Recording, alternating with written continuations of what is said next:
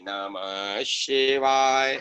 ओम नमः शिवाय। ओम नमः शिवाय। हर हर भोले नमः शिवाय। ओम गम गणपते नमः। ओम गम गणपते नमः। ओम गम गणपते नमः। श्री गणेशाय नमः। श्री गणेशाय नमः। श्री गणेशाय नमः। श्री शिव महापुराण वायवी संहिता। पंचाक्षर मंत्र के जप तथा भगवान शिव के भजन पूजन की महिमा, अग्नि कार्य के लिए कुंड और वेदी आदि के संस्कार, शिवाग्नि की स्थापना और उसके संस्कार, होम, पूर्णाहुति, भस्म के संग्रह एवं रक्षण की विधि तथा हवनांत में किए जाने वाले कृत्य का वर्णन। उपमन्यु कहते हैं, यदुनंदन, कोई बड़ा भारी पाप करके भी भक्ति भाव से पंचाक्षर मंत्र द्वारा यदि देवेश्वर शिव का पूजन करे तो वह उस पाप से मुक्त हो जाता है। जो भक्ति भाव से पंचाक्षर मंत्र द्वारा एक ही बार शिव का पूजन कर लेता है, वह भी शिव मंत्र के गौरवश शिव धाम को चला जाता है। जो मूढ़ दुर्लभ मानव जन्म पाकर भगवान शिव की अर्चना नहीं करता, उसका वह जन्म निष्फल है, क्योंकि वह मोक्ष का साधक नहीं होता। जो दुर्लभ मानव जन्म पाकर पिनाक पाणी महादेव जी की आराधना करते हैं, उन्हीं का जन्म सफल है और वे ही कृतार्थ एवं श्रेष्ठ मनुष्य हैं। जो भगवान शिव की भक्ति में तत्पर रहते हैं, जिनका चित्त भगवान शिव के सामने प्रणत होता है तथा जो सदा ही भगवान शिव के चिंतन में लगे रहते हैं, वे कभी दुख के भागी नहीं होते। मनोहर भवन, हाव भाव विलास से विभूषित तरुणी स्त्रियां और जिससे पूर्ण तृप्ति हो जाए इतना धन, ये सब भगवान शिव की आराधना के फल हैं। जो देवलोक में महान भोग और राज्य चाहते हैं, वे सदा भगवान शिव के चरणाविंदों का चिंतन करते हैं। सौभाग्य, कांतिमान रूप, बल, त्याग, दया भाव, शूरता और विश्व में विख्याति, ये सब बातें भगवान शिव की पूजा करने वाले लोगों को ही सुलभ होती है। इसीलिए जो अपना कल्याण चाहता है, उसे सब कुछ छोड़कर केवल भगवान शिव में मन लगा उनकी आराधना करनी चाहिए। जीवन बड़ी तेजी से जा रहा है, जवानी शीघ्रता से बीती जा रही है और रोग तीव्र गति से निकट आ रहा है। इसीलिए सबको पिनाक पाणी महादेव जी की पूजा करनी चाहिए जब तक मृत्यु नहीं आती है, जब तक वृद्धावस्था का आक्रमण नहीं होता और जब तक इंद्रियों की शक्ति क्षीण नहीं हो जाती, तब तक ही भगवान शंकर की आराधना कर लो। भगवान शिव की आराधना के समान दूसरा कोई धर्म तीनों लोकों में नहीं है। अब मैं अग्नि कार्य का वर्णन करूंगा। कुंड में स्थल पर, वेदी में, लोहे के हवन पात्र में या नूतन सुंदर मिट्टी के पात्र में विधि पूर्वक अग्नि की स्थापना करके उसका संस्कार करें। तत्पश्चात वहां महादेव जी की आराधना करके होम कर्म आरंभ करें। कुंड 2 या 1 हाथ लंबा चौड़ा होना चाहिए। वेदी को गोल या चौकोर बनाना चाहिए, साथ ही मंडल भी बनाना आवश्यक है। कुंड विस्तृत या गहरा होना चाहिए। उसके मध्य भाग में अष्टदल कमल अंकित हो करें। वह 2 या 4 उंगल ऊंचा हो। कुंड के भीतर 2 बीते की ऊंचाई पर नाभि की स्थिति बताई गई है। मध्यमा उंगली के मध्यम और उत्तम पूर्वों के बराबर मध्य भाग का कटी भाग जानना चाहिए।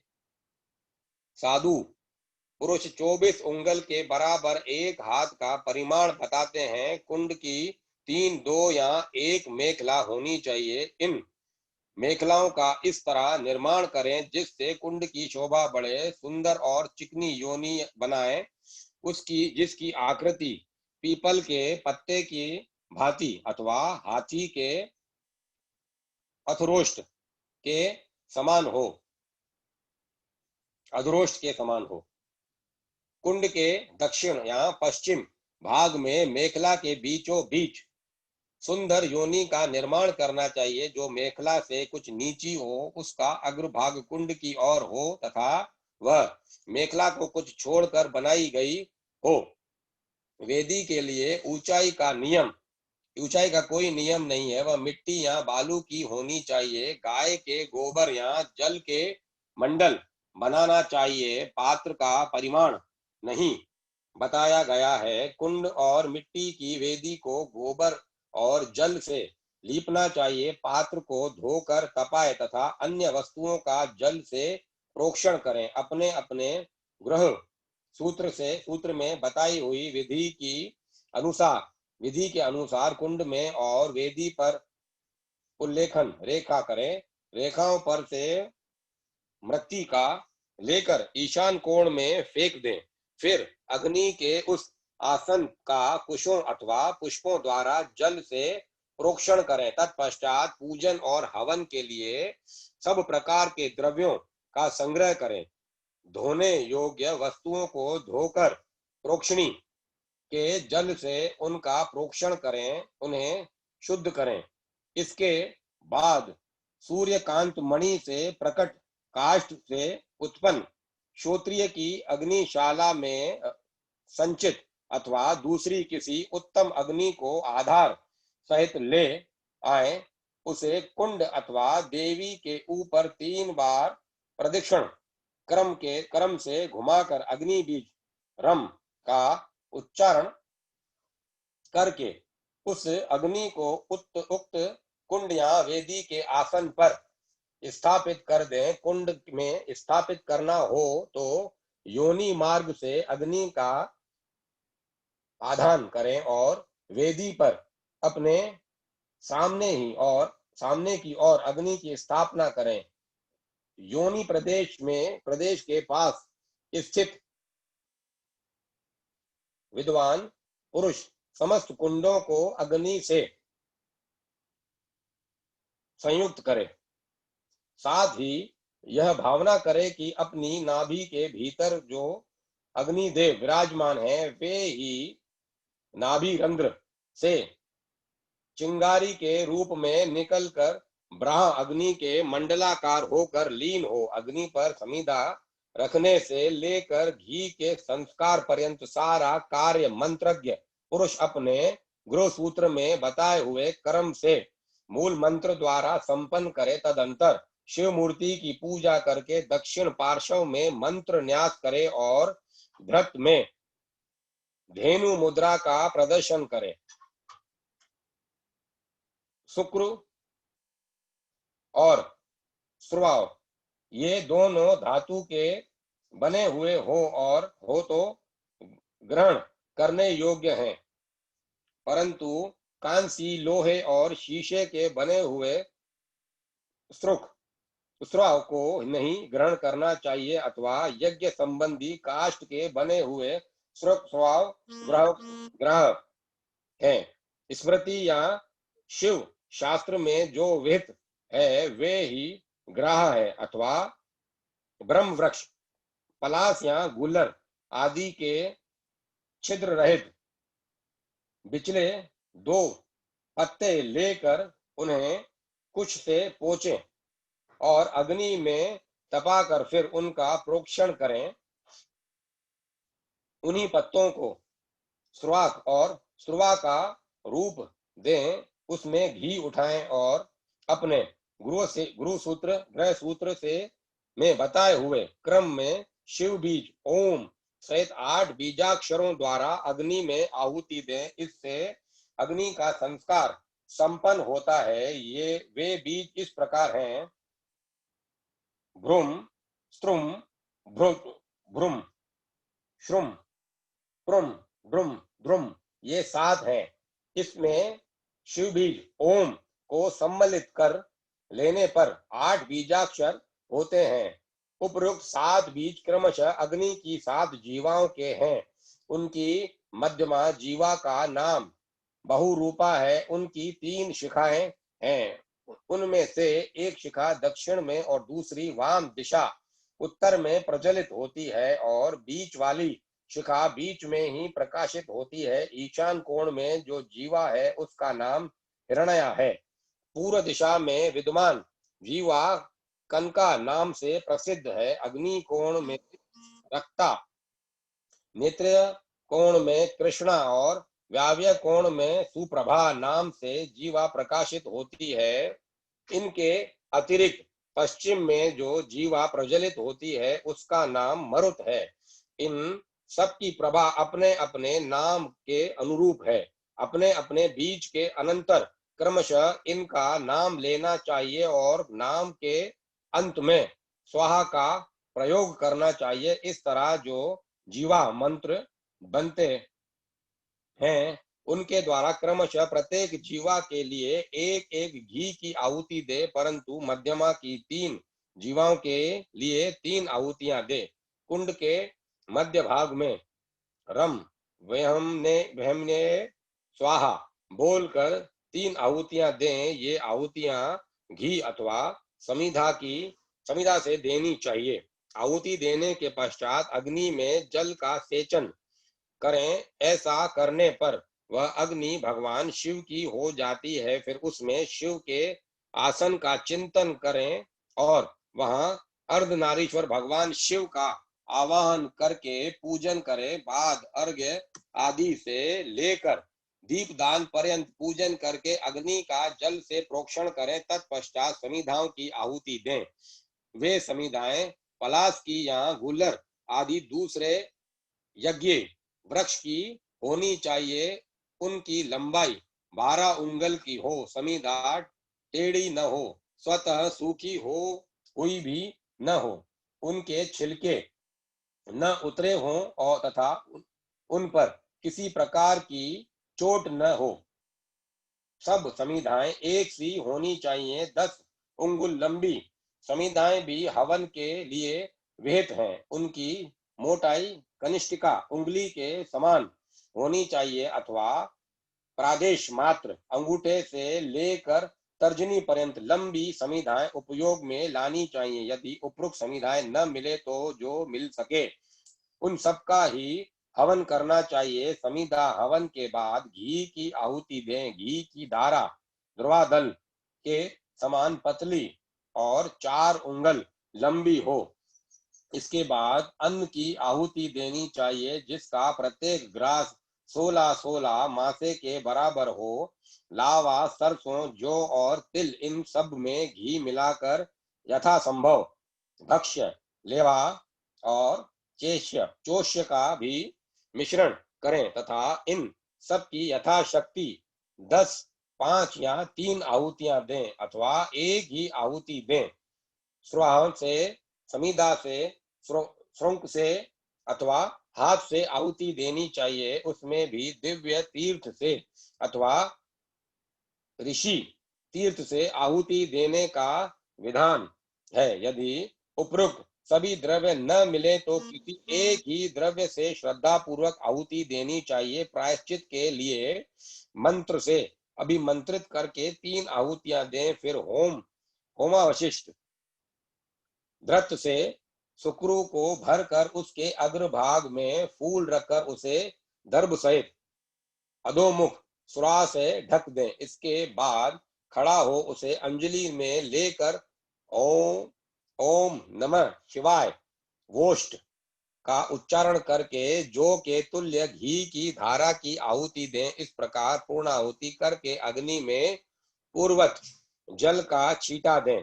तत्पश्चात देवेश्वर शिव का विसर्जन करके अग्नि की रक्षा करें। फिर अग्नि का भी विसर्जन करके भावना द्वारा नाभि में स्थापित करके नित्य यजन करें अथवा शिव शास्त्र में बताई हुई पद्धति के अनुसार वागीश्वरी के गर्भ से प्रकट हुए अग्निदेव को लाकर विधिवत संस्कार करके उनका पूजन करें। फिर समिधा का आधान करके सब ओर से परिधियों का निर्माण करें। इसके बाद वहां जो जो पात्र रखकर शिव का यजन करके प्रोक्षणी पात्र का शोधन करें। उस पात्र के जल से पूर्वोक्त वस्तुओं का प्रोक्षण करके जल से भरे हुए प्रणीता पात्र को ईशान कोण में रखें। घी के संस्कार तक का सारा कार्य करके सुख और श्रुआ का संशोधन करें। तदंतर पिता शिव द्वारा माता वागेश्वरी का गर्भाधान, पुंसवन और सिमंतोनयन संस्कार करके प्रत्येक संस्कार के निमित्त पृथक पृथक आहुति दें और गर्भ से अग्नि के उत्पन्न होने की भावना करें। उनके 3 पैर, 7 हाथ, 4 सिंह और 2 मस्तक हैं। मधु के समान पिंगल वर्ण वाले 3 नेत्र हैं। सिर पर जटाजूट और चंद्रमा का मुकुट है। उनकी अंग कांति लाल है।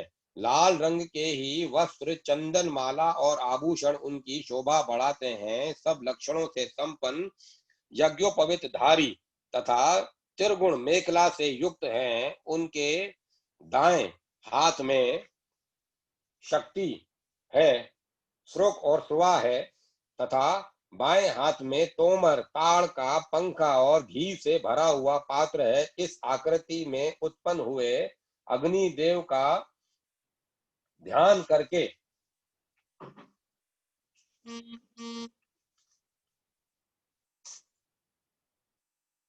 उनका जात कर्म संस्कार करें। तत्पश्चात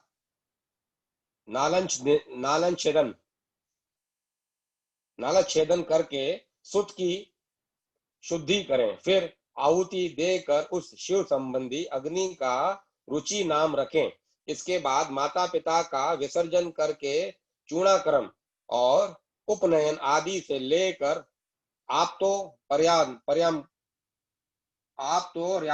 पर्यंत संस्कार करें। तत्पश्चात धृत धारा आदि का होम करके श्रेष्ठकृत होम करें। इसके बाद रम बीज का उच्चारण करके अग्नि पर जल का छींटा डालें। फिर ब्रह्मा, विष्णु, शिव, ईश, लोकेश्वर गण तथा उनके अस्त्रों का सब और क्रमशः पूजन करके धूप दीप आदि की सिद्धि के लिए अग्नि को अलग निकालकर कर्म विधि का ज्ञाता पुरुष पुनः धृत युक्त पूर्वोक्त होम द्रव्य तैयार करके अग्नि में आसन की कल्पना भावना करे और उस पर पूर्वत महादेव और महादेवी का आवाहन पूजन करके पूर्णाहुति पर्यंत सब कार्य संपन्न करे अथवा अपने आश्रम के लिए शास्त्र विहित अग्निहोत्र कर्म करके उसे भगवान शिव को समर्पित करे। शिवाश्रमी पुरुष इन सब बातों को समझकर होम कर्म करे। इसके लिए दूसरी कोई विधि नहीं है। शिवाग्नि का भस्म संग्रहणीय है। अग्निहोत्र कर्म का भस्म भी संग्रह करने के योग्य है। वैवाहिक अग्नि का भस्म भी जो परिपक्व, पवित्र या सुगंधित हो संग्रह करके रखना चाहिए। कपिला गाय का गोबर जो गिरते समय आकाश में ही दोनों हाथों पर रोक लिया गया हो उत्तम माना गया है। वह यदि अधिक गीला व अधिक कड़ा न हो, दुर्गंध युक्त और सूखा हुआ न हो तो अच्छा माना गया है। यदि वह पृथ्वी पर गिर गया हो तो उसमें से ऊपर और नीचे के हिस्से को त्याग कर बीच का भाग ले उस गोबर का पिंड बनाकर उसे शिवाग्नि आदि में मूल मंत्र के उच्चारण पूर्वक छोड़ दें। जब वह पक जाए तब उसे निकाल लें। उसमें जितना अधप का हो उसको और जो भाग बहुत अधिक पक गया हो उसको भी त्याग कर श्वेत भस्म ले लें और उसे घोट कर चूर्ण बना लें। उसके बाद उसे भस्म रखने के पात्र में रख दें। भस्म पात्र धातु का, लकड़ी का, मिट्टी का, पत्थर का अथवा अन्य किसी प्रकार का बनवा लें। वह देखने में सुंदर होना चाहिए। इसमें रखे हुए भस्म को धन की भांति किसी शुभ, शुद्ध या समतल स्थान में रखें। किसी अयोग्य या अपवित्र के हाथ में भस्म न दें। नीचे अपवित्र स्थान में भी न डालें। नीचे के अंगों से उसका स्पर्श न करें, भस्म की न तो उपेक्षा करें और न उसे लांघे ही। शास्त्रोक्त समय पर उस भस्म से भस्म लेकर, उस पात्र से भस्म लेकर मंत्रोच्चार पूर्वक अपने ललाट आदि में लगाएं। दूसरे समय में उसका उपयोग न करें और न अयोग्य व्यक्तियों के हाथ में उसे दें। भगवान शिव का विसर्जन न हुआ हो तभी भस्म संग्रह कर लें, क्योंकि विसर्जन के बाद उस पर चंड का अधिकार हो जाता है।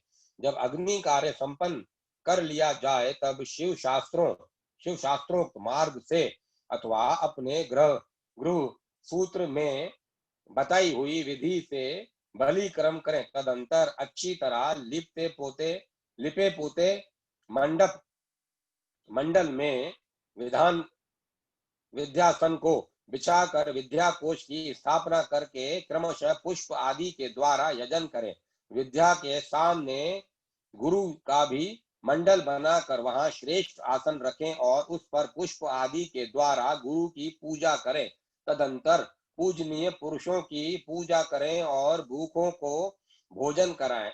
इसके बाद स्वयं सुख पूर्वक शुद्ध अन्न भोजन करें। वह अन्न तत्काल भगवान शिव को निवेदित किया गया हो अथवा उसका प्रसाद हो, उससे आत्मशुद्धि के लिए श्रद्धा पूर्वक भोजन करें। जो अन्न चंड को समर्पित हो उसे लोभवश ग्रहण न करें। गंध और पुष्पमाला आदि जो अन्य वस्तुएं हैं उनके लिए भी वह विधि समान ही है। उनके लिए भी वह विधि समान ही, अर्थात चंड का भाग होने पर उन्हें ग्रहण नहीं करना चाहिए। वहां विद्वान पुरुष मैं ही शिव हूं ऐसी बुद्धि न करे। भोजन और आचमन करके शिव का मन ही मन चिंतन करते हुए मूल मंत्र का उच्चारण करे। शेष समय शिव शास्त्र की कथा के श्रवण आदि योग्य कार्यों में बताए। रात का प्रथम पहर बीत जाने पर मनोहर पूजा करके शिव और शिवा के लिए एक परम सुंदर शैया प्रस्तुत करे। उसके साथ ही भक्ष्य भोज्य वस्त्र चंदन और पुष्प माला आदि भी रख दे। मन से और क्रिया द्वारा भी सब सुंदर व्यवस्था करके पवित्र हो महादेव जी और महादेवी के चरणों के निकट शयन करे। यदि उपासक ग्रस्त हो तो वह वहां अपनी पत्नी के साथ शयन करे। जो ग्रस्त न हो वे अकेले ही सोए। उषा काल आया जान मन ही मन पार्वती देवी और पार्षदों सहित अविनाशी भगवान शिव को प्रणाम करके देश कालोचित कार्य तथा शोच आदि कृत्य पूर्ण करे। फिर यथाशक्ति शंख आदि वागों की दिव्य ध्वनियों से महादेव और महादेवी को जगाए। इसके बाद उस समय खिले हुए परम सुगंधित पुष्पों द्वारा शिवा और शिव की पूजा करके पूर्वोक्त कार्य आरंभ कर दे। अध्याय 27 समाप्त। काम्य कर्म के प्रसंग में शक्ति सहित पंचमुख महादेव की पूजा के विधान का वर्णन। तदंतर शिवाश्रम सेवियों के लिए नैमित्तिक कर्म की विधि बताकर उपमन्यु ने कहा, यदुनंदन अब मैं काम्य कर्म का वर्णन करूंगा जो इहलोक और परलोक में भी फल देने वाला है। शिवों तथा महेश्वरों को क्रमशः भीतर और बाहर इसे करना चाहिए। जैसे शिव और महेश्वर में यहाँ उत्पन्न भेद नहीं है, उसी प्रकार शिवों और महेश्वरों में भी अधिक भेद नहीं है। जो मनुष्य शिव के आश्रित रहकर ज्ञान यज्ञ में तत्पर होते हैं वे शिव कहलाते हैं, और जो शिवाश्रित भक्त भूतल पर कर्म यज्ञ में संलग्न रहते हैं वे महान ईश्वर का यजन करने के कारण महेश्वर कहे गए हैं। इसीलिए ज्ञान योगी शिवों को अपने भीतर भगवान द्वारा कर्म का अनुष्ठान करना चाहिए और कर्म परायण महेश्वरों को भी बाहर वेद द्रव्यों तथा उपकरणों द्वारा उसका संपादन करना चाहिए। आगे बताए जाने वाले कर्म के प्रयोग में उनके लिए कोई भेद नहीं है। गंध वर्ण और रस आदि के द्वारा विधि पूर्वक भूमि की परीक्षा करके मनोअभिलक्षित स्थान पर आकाश में चंदोवा तान दें और उस स्थान को भली भांति लीप पोत कर दर्पण के समान स्वच्छ बना दें। तत्पश्चात शास्त्रोक्त मार्ग से वहां पहले पूर्व दिशा की कल्पना करें। उस दिशा में एक या दो हाथ का मंडल बनाएं। उस मंडल में सुंदर अष्टदल कमल अंकित करें। कमल में कर्णिका भी होनी चाहिए। यथासंभव संचित रत्न और स्वर्ण आदि के चूर्ण से उसका निर्माण करें, जो अत्यंत शोभायमान और 5 आवरणों से युक्त हो। कमल के 8 दलों में पूर्वादि कर्म से अणिमा आदि 8 सिद्धियों की कल्पना करें और उनके केसरों में शक्ति सहित वामदेव आदि 8 रुद्रों को पूर्वादि दल के क्रम से स्थापित करें। कमल की कर्णिका में वैराग्य को स्थान दें और बीजों में नव शक्तियों की स्थापना करें। कमल के कंद में शिव संबंधी धर्म और नाल में शिव संबंधी ज्ञान की भावना करें। कर्णिका के ऊपर अग्नि मंडल, सूर्य मंडल और चंद्र मंडल की भावना करें। इन मंडलों के ऊपर शिव तत्व, विद्या तत्व और आत्म तत्व का चिंतन करें। संपूर्ण कमलासन के ऊपर सुख पूर्वक विराजमान और नाना प्रकार के विचित्र पुष्पों से अलंकृत 5 आवरणों सहित भगवान शिव का माता पार्वती के साथ पूजन करें। उनकी अंग कांति शुद्ध स्फटिक मणि के समान उज्जवल है। वे सतत प्रसन्न रहते हैं। उनकी प्रभा शीतल है। मस्तक पर विधुन मंडल के समान चमकीली जटा रूप मुकुट उनकी शोभा बढ़ाता है। वे व्याघ्र चर्म धारण किए हुए हैं। उनके मुखारविंद पर कुछ कुछ मंद मुस्कान की छटा छा रही है। उनके हाथ की हथेलियां और पैरों के तलवे लाल कमल के समान अरुण प्रभा से उद्भासित हैं। वे भगवान शिव समस्त शुभ लक्षणों से संपन्न और सब प्रकार के आभूषणों से विभूषित हैं। उनके हाथों में उत्तमोत्तम द्रव्य दिव्य आयुध शोभा पा रहे हैं और अंगों में दिव्य चंद्रमा का लेप लगा हुआ है। उनके 5 मुख और 10 भुजाएं हैं। अर्धचंद्र उनकी शिखा के मणि है। उनका पूर्ववर्ती मुख प्रातः काल के सूर्य की भांति अरुण प्रभा से उद्भासित है, सौम्य है। उसमें 3 नेत्र रूपी कमल खिले हुए हैं तथा सिर पर बाल चंद्रमा का मुकुट शोभा पाता है। दक्षिण मुख नील जलधर के समान श्याम प्रभा से भासित होता है। उसकी भौहें टेढ़ी हैं, वह देखने में भयानक है। उसमें गोलाकार लाल लाल आंखें दृष्टि गोचर होती हैं। दाढ़ों के कारण वह मुख विकराल जान पड़ता है। उसका पराभव करना किसी के लिए भी कठिन है। उसके अधर पल्लव फटकते रहते हैं। उत्तरवर्ती मुख मूंगे की भांति लाल हैं। काले काले केश पाश उसकी शोभा बढ़ाते हैं। उसमें विभ्रम विलास से युक्त 3 नेत्र हैं और उसका मस्तक अर्ध चंद्रमा में मुकुट से विभूषित है। भगवान शिव का पश्चिम मुख पूर्ण चंद्रमा के समान उज्जवल तथा 3 नेत्रों से प्रकाशमान है। उसका मस्तक चंद्रलेखा की शोभा धारण करता है। वह मुख देखने में सौम्य और मंद मुस्कान की शोभा से उपासकों के मन को मोह लेता है। उनका 5वां मुख स्फटिक मणि के समान निर्मल चंद्रलेखा से समुज्वल अत्यंत सौम्य तथा 3 प्रफुल्ल नेत्र कमलों से प्रकाशमान है। भगवान शिव अपने दाहिने हाथ में शूल, परशु, वज्र, खड़ग और अग्नि धारण करके उन सबकी प्रभा से प्रकाशित होते हैं तथा बाएं हाथ में नाग, बाण, घंटा, पाश तथा अंकुश उनकी शोभा बढ़ाते हैं। पैरों से लेकर घुटनों तक का भाग निवृत्ति कला से संबंध है। इस उससे ऊपर नाभि तक का भाग प्रतिष्ठा कला से, कंठ तक का भाग विद्या कला से, ललाट तक का भाग शांति कला से और उसके ऊपर का भाग शांत्यतीता काल से कला से संयुक्त है। इस प्रकार वे पंचाध्व व्यापी तथा साक्षात पंचकला में शरीरधारी हैं। ईशान मंत्र उनका मुकुट है। तत्पुरुष उन पुरातन देव का मुख है। अघोर मंत्र हृदय है। वामदेव मंत्र उन महेश्वर का ग्रह गुहा भाग है। और सगो जात मंत्र उनका युगल चरण है। उनकी मूर्ति 29 कलामयी है। परमेश्वर शिव का विग्रह मात्र का वर्णमाला में पंच ब्रह्म ईशान ईशान सर्व विद्वान विदानाम इत्यादि 5 मंत्र में प्रणव में तथा हंस शक्ति से संपन्न है। इच्छा शक्ति उनके अंक में आरूढ़ है। ज्ञान शक्ति दक्षिण भाग में है तथा क्रिया शक्ति वाम भाग में विराजमान है।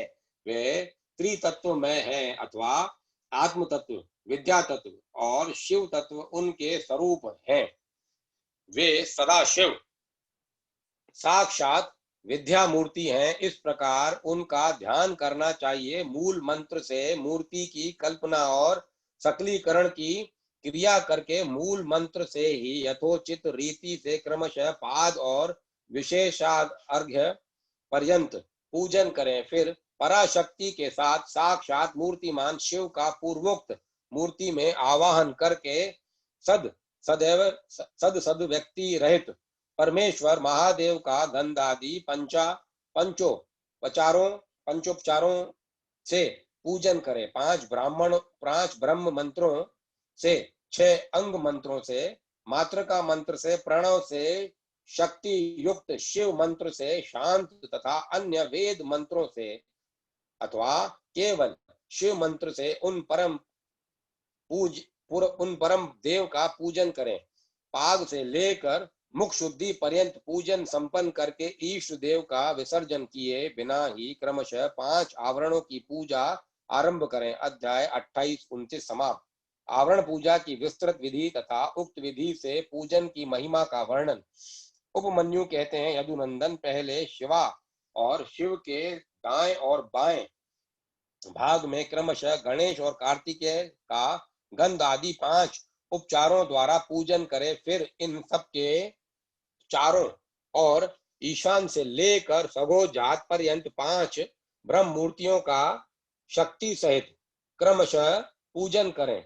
यह प्रथम आवरण में किया जाने वाला पूजन है। उसी आवरण में हृदय आदि 6 अंगों तथा शिव और शिवा का अग्नि कोण से लेकर पूर्व दिशा पर्यंत 8 दिशाओं में क्रमशः पूजन करें। वहीं वामा आदि शक्तियों के साथ वाम आदि 8 रुद्रों की पूर्वादि दिशाओं में क्रमशः पूजा करें। यह पूजन विकल्पिक है।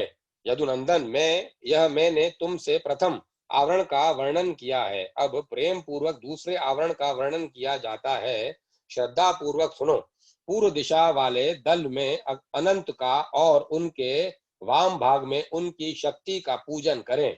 दक्षिण दिशा वाले दल में शक्ति सहित सूक्ष्म देव की पूजा करें। पश्चिम दिशा के दल में शक्ति सहित शिवोत्तम का, उत्तर दिशा वाले दल में शक्ति युक्त एक नेत्र का, ईशान कोण वाले दल में एक रुद्र और उनकी शक्ति का, अग्नि कोण वाले दल में त्रिमूर्ति और उनकी शक्ति का, नेतृत्व कोण के दल में श्रीकंठ और उनकी शक्ति का तथा वायव्य कोण वाले दल में शक्ति सहित शिखंडीश का पूजन करें। समस्त चक्रवर्तियों की भी द्वितीय आवरण में ही पूजा करनी चाहिए। तृतीय आवरण में शक्तियों सहित अष्टमूर्तियों का पूर्वादि 8 दिशाओं में क्रमशः पूजन करें। भव, श्रव, ईशान, रुद्र, पशुपति, उग्र, भीम और महादेव ये क्रमशः 8 मूर्तियां हैं। इसके बाद उसी आवरण में शक्तियों सहित महादेव आदि 11 मूर्तियों की पूजा करनी चाहिए। महादेव, शिव, रुद्र, शंकर, नील लोहित, ईशान, विजय, भीम, देव, भवोद्भव तथा कपदर्शी या कपालीश ये 11 मूर्तियां हैं। इनमें से जो प्रथम 8 मूर्तियां हैं उनका अग्नि कोण वाले दल से लेकर पूर्व दिशा पर्यंत 8 दिशाओं में पूजन करना चाहिए। देव देव को पूर्व दिशा के दल में स्थापित एवं पूजित करें और ईशान का पूर्व अग्नि कोण में स्थापन पूजन करें। फिर उन दोनों के बीच में भवोद्भव की पूजा करें और उन्हीं के बाद कपालिश या कपदर्शी का स्थापन पूजन करना चाहिए। उस तृतीय आवरण में फिर वृषभ राज का पूर्व में, नंदी का दक्षिण में, महाकाल का उत्तर में, शास्ता का अग्नि कोण के दल में, मातृकाओं का दक्षिण दिशा के दल में, गणेश जी का नेतृत्व कोण के दल में, कार्तिकेय का पश्चिम दल में, ज्येष्ठा का वायव्य कोण के दल में, गौरी का उत्तर दल में, चंड का ईशान कोण में तथा शास्ता एवं नंदीश्वर के बीच में मुनीन्द्र वृषभ का यजन करें। महाकाल के उत्तर भाग में पिंगल का शास्ता और मृतकाओं के बीच में भृंगीश्वर का, मातृकाओं तथा गणेश जी के बीच में वीरभद्र का, स्कंद और गणेश जी के बीच में सरस्वती देवी का, ज्येष्ठा और कार्तिकेय के बीच में श्री चरणों की अर्चना करने वाली श्री देवी का, ज्येष्ठा और घड़ाम्बा गौरी के बीच में महामोटी की पूजा करें। गणाम्बा और चंड के बीच में दुर्गा देवी की पूजा करें। इसी आवरण में पुनः शिव के अनुचर वर्ग की पूजा करें। इस अनुचर वर्ग में रुद्रगण, प्रथम गण और भूतगण आते हैं। इन सब के विविध रूप हैं और ये सब के सब अपनी शक्तियों के साथ हैं। इनके बाद एकाग्र चित्त हो शिवा के सखी वर्ग का ही ध्यान एवं पूजन करना चाहिए। इस प्रकार तृतीय आवरणों में देवताओं का विस्तार पूर्वक पूजन हो जाने पर उसके ब्रह्म भाग के चतुर्थ आवरण का चिंतन एवं पूजन करें। पूर्व दल में सूर्य का, दक्षिण दल में चतुर्मुख ब्रह्मा जी का, पश्चिम दल में रुद्र का और उत्तर दिशा के दल में भगवान विष्णु का पूजन करें। इन चारों देवताओं के भी पृथक पृथक आवरण हैं। उनके प्रथम आवरण में 6 अंगों तथा दीप्ता आदि शक्तियों की पूजा करनी चाहिए। दीप्ता, सूक्ष्मा, जया, भद्रा, विभूति, विमला, अमोघा और विदुता इनकी क्रमशः पूर्व आदि 8 दिशाओं में स्थिति है। द्वितीय आवरण में पूर्व से लेकर उत्तर तक क्रमशः 4 मूर्तियों की और उनके बाद उनकी शक्तियों की पूजा करें। आदित्य, भास्कर, भानु और रवि ये 4 मूर्तियां क्रमशः पूर्वादि चारों दिशाओं में पूजनीय है। तत्पश्चात अर्क, ब्रह्मा, रुद्र तथा विष्णु ये 4 मूर्तियां भी पूर्वादि दिशाओं में पूजनीय है। पूर्व दिशा के में विस्तरा, दक्षिण दिशा में सुतरा, पश्चिम दिशा में बोधनी और उत्तर दिशा में अप्यायनी की पूजा करें। ईशान कोण में उषा की, अग्नि कोण में प्रभा की, नेतृत्व कोण में प्रज्ञा की और वायव्य कोण में संध्या की पूजा करें। इस तरह द्वितीय आवरण में इन सब की स्थापना करके विधिवत पूजा करनी चाहिए। तृतीय आवरण में सोम, मंगल, बुद्धिमानों में श्रेष्ठ बुद्ध, विशाल बुद्धि बृहस्पति, तेजोनिधि शुक्र, शनेश्वर तथा धूम्र वर्ण वाले भयंकर राहु केतु का पूर्वादि दिशाओं में पूजन करें। अथवा द्वितीय आवरण में द्वादश आदित्यों की पूजा करनी चाहिए और तृतीय आवरण में द्वादश राशियों की, उसके ब्राह भाग में 7 गणों की सब और पूजा करनी चाहिए। ऋषियों, देवताओं, गंधर्वों, नागों, अप्सराओं, ग्रामणियों, यक्षों, यतुधानों, 7 छंदोमय अश्वों तथा वालखिलियों का पूजन करें। इस तरह तृतीय आवरण में सूर्य देव का पूजन करने के पश्चात 3 आवरणों सहित ब्रह्मा जी का पूजन करें। पूर्व दिशा में हिरण्यगर्भ का, दक्षिण में विराट का, पश्चिम दिशा में कमल का और उत्तर दिशा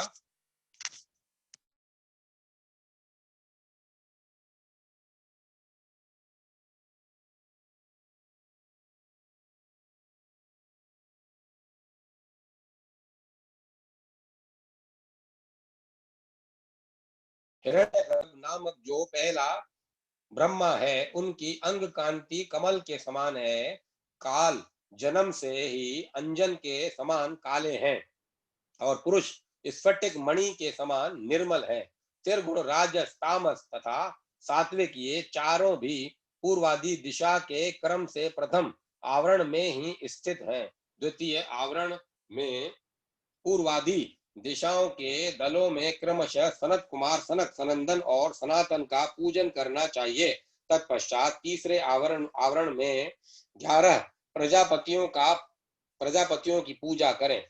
उनमें से प्रथम 8 का तो पूर्व आदि 8 दिशाओं में पूजन करें, फिर शेष 3 का पूर्व आदि के क्रम से अर्थात पूर्व, दक्षिण तथा पश्चिम में स्थापन पूजन करें। दक्ष, रुचि, भृगु, मरीचि, अंगिरा, पुलत्स्य, पुलह, क्रतु, अत्रि, कश्यप और वशिष्ठ ये 11 विख्यात प्रजापति हैं। इनके साथ इनकी पत्नियों का भी क्रमशः पूजन करना चाहिए। प्रसूति, आकुति, ख्याति, संभूति, धृति, स्मृति, क्षमा, सन्नीति, अनसुईया, देवमाता अदिति तथा अरुंधति ये सभी ऋषि पत्नियां पतिव्रता, सदा शिव पूजन परायणा, कांतिमती और प्रिय दर्शना परम सुंदरी हैं। अथवा उत्तम आवरण के चारों वेदों का पूजन करें। फिर द्वितीय आवरण के इतिहास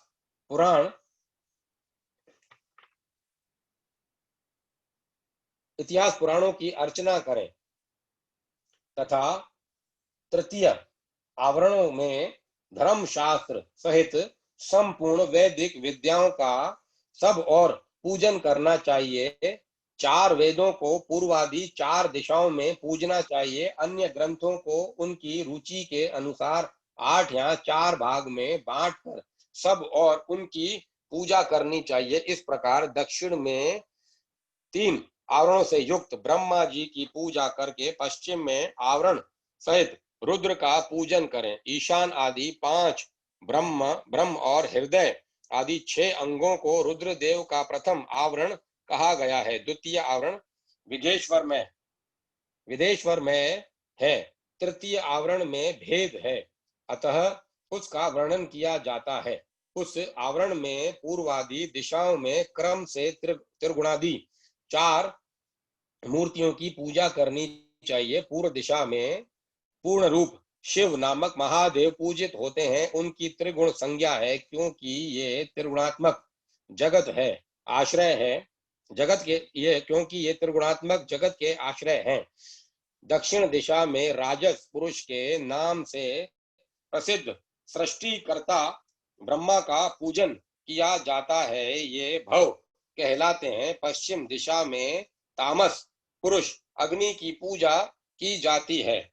इन्हीं को संहारकारी हर कहा गया है। उत्तर दिशा में सात्विक पुरुष सुखदायक विष्णु का पूजन किया जाता है, ये ही विश्व पालक मृंड हैं। इस प्रकार पश्चिम भाग में शंभु के शिव रूप का जो 25 तत्वों का साक्षी 26वां तत्व रूप है, पूजन करके उत्तर दिशा में भगवान विष्णु का पूजन करना चाहिए। इनके प्रथम आवरण में वासुदेव को पूर्व में, अनिरुद्ध को दक्षिण में, प्रद्युम्न को पश्चिम में और संकर्षण को उत्तर में स्थापित करके उनकी पूजा करनी चाहिए। यह प्रथम आवरण बताया गया है। अब द्वितीय शुभ आवरण बताया जाता है। मत्स्य, कुर्म, वराह, नरसिंह, वामन तीनों में से एक राम, आप, श्री कृष्ण और है गिर्व ये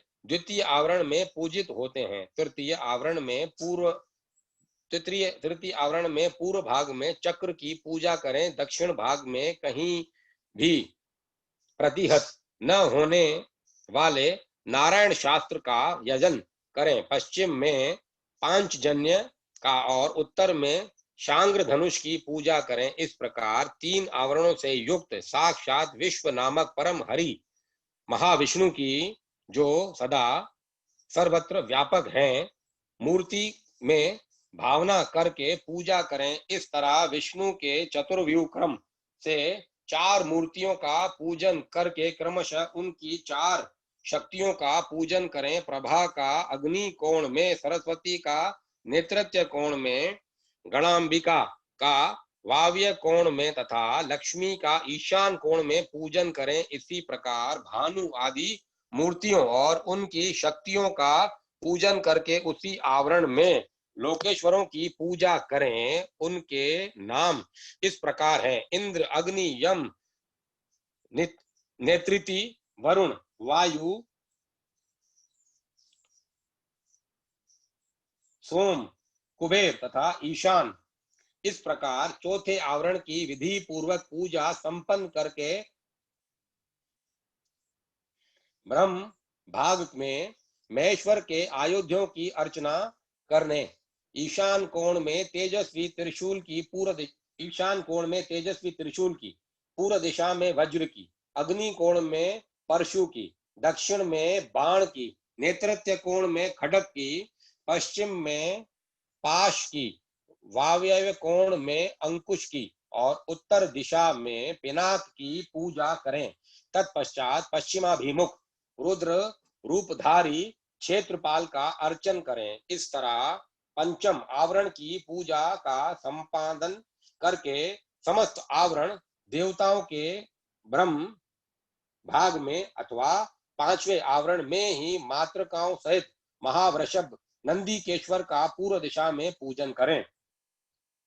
तदंतर समस्त देव योनियों की चारों ओर अर्चना करें। इसके सिवा जो आकाश में विचरने वाले ऋषि, सिद्ध, दैत्य, यश, राक्षस, अनंत आदि नागराज, उन नागेश्वरों के कुल में उत्पन्न हुए अन्य नाग, डाकनिया, भूत, वेताल, प्रेत और भैरवों के नायक, नाना योनियों में उत्पन्न हुए अन्य पातालवासी जीव, नदी, समुद्र, पर्वत, वन, सरोवर, पशु, पक्षी, वृक्ष, कीट आदि शूद्र योनि के जीव, मनुष्य, नाना प्रकार के आकार वाले मृग, शूद्र जंतु, ब्रह्मांड के भीतर के लोक, कोटि कोटि ब्रह्मांड, ब्रह्मांड के बाहर के असंख्य भुवन और उनके अधीश्वर तथा दसों दिशाओं में स्थित ब्रह्मांड के आधारभूत रुद्र हैं और गुण जनित, माया जनित, शक्ति जनित तथा उसमें भी परे जो कुछ भी शब्द वाच्य जड़ चेतनात्मक प्रपंच है, उन सब को शिवा और शिव के पार्श्व भाग में स्थित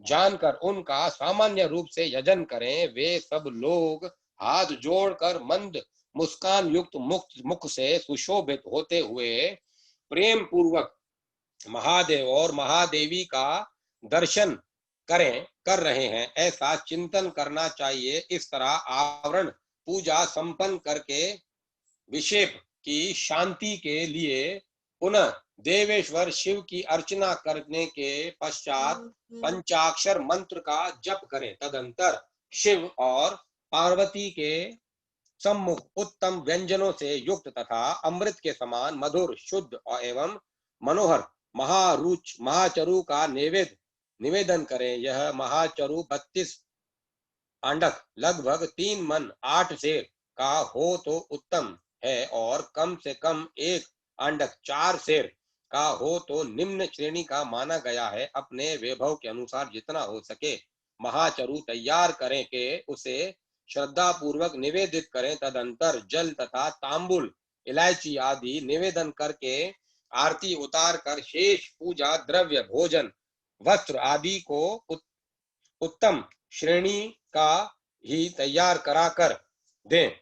भक्तिमान वैभव होते हुए भी धन व्यय करने में कंजूसी न करे। जो शठ या कंजूस है वह पूजा के प्रति उपेक्षा की भावना रखता है। वह यदि कृपणतावश कर्म को किसी अंग से हीन कर दे तो उसके वे काम्य कर्म सफल नहीं होते, ऐसा सत्पुरुषों का कथन है। इसीलिए मनुष्य यदि फल सिद्धि का इच्छुक हो तो उपेक्षा भाव को त्याग कर संपूर्ण अंगों के योग से काम्य कर्मों का संपादन करे। इस तरह पूजा समाप्त करके महादेव और महादेवी को प्रणाम करे, फिर भक्ति भाव से मन को एकाग्र करके स्तुति पाठ करे। स्तुति के पश्चात साधक उत्सुकता पूर्वक कम से कम